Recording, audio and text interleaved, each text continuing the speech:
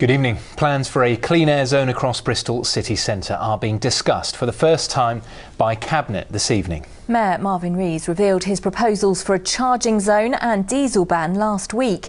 If the zone comes into force, it would make Bristol the first city to ban all diesel cars from its centre. And if approved, the changes will be introduced in 2021. Let's take you to Sangeeta Lal on College Green for us this evening. Sangeeta, if these plans come ahead, they could move a step closer to becoming reality this evening, couldn't they? Absolutely, John. Cabinets have been debating all afternoon, hearing positive comments and a lot of criticism from members of the public about the proposals. Now, you can probably see over my shoulder there is a lot of congestion in Bristol city centre, and it's Mayor Marvin Rees' responsibility to improve the air quality here by 2021. Now, he says that while some people may think the proposals are drastic, so too is the climate emergency that we're experiencing. And actually, his proposals have been welcomed by many I've spoken to here today. Kim has been cycling in the city for more than 2 decades. In that time, he's developed asthma, and this is what he blames. Thick fumes he breathes in as he cycles across the city centre. I don't know what I'm breathing in really, especially behind buses in particular. You know, when they pull away, they chuck out a lot of smoke. I'm basically breathing that in. When I'm not in Bristol, I don't use my inhalers as much. According to Bristol City Council, around 300 premature deaths a year are linked to pollution.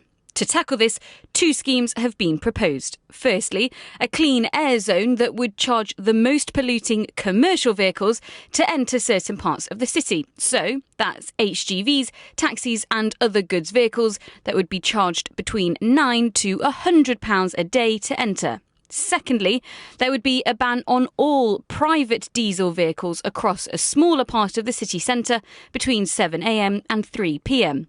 Buses, taxis and emergency vehicles would be exempt from this ban, and commercial vehicles would be allowed in once they'd paid their clean air zone charge. But some smaller businesses that rely on travelling through the city are worried. Rashid runs Bristol Sweet Mart, delivering spices and ingredients to restaurants across the suggested clean air zone. This is one of his 2 delivery vans. It's diesel and would have to pay a charge to make its drop-offs. Rashid says under current plans, it would cost him almost £100 more a week. At the end of the day, that cost will have to be put in. So, it is a worry, obviously, But at the same time, I understand things have to be done. But, I hope it's clear and a fair platform. That's my main worry, that, it's fair with us, with some of the bigger suppliers. The city's mayor says the council is considering mitigation measures to help support those most affected, including taxis, emergency services and small businesses. But if we talk about what some other cities have done, for example, they've given people longer periods of time through which to go through the transition of their vehicles. It's why we've said to government, we are going to go on this journey, but you need to come with us with investment for transition, for diesel scrappage, for viable alternatives in terms of our public transport network as well.